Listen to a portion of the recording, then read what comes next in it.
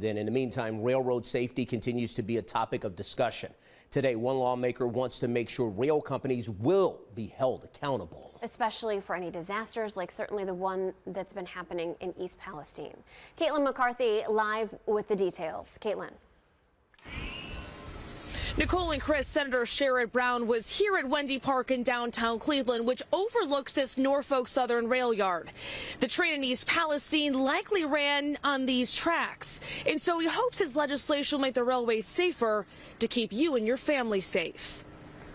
The railroads, believe it or not, on a 2 or 3 mile train with 150 or 200 cars want only one engineer on that train, no conductor, one engineer. That makes no sense. The aftermath of the East Palestine derailment has many fearful of another disaster.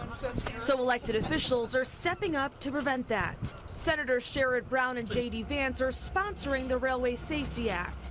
If passed, it would require 2-person crews on trains and increase training, and make rail companies pay for derailments and any other wrongdoings. 4 trains derailed in Ohio in the last 5 months, including Springfield. As we were just saying, the length of that train, Springfield derailed just right after East Palestine. Senators also want to eliminate the unknown of what is on board those tankers. This legislation would require rail companies to disclose which hazardous materials are passing through communities. Think about the firefighters, many of whom aren't trained to combat hazardous material fires.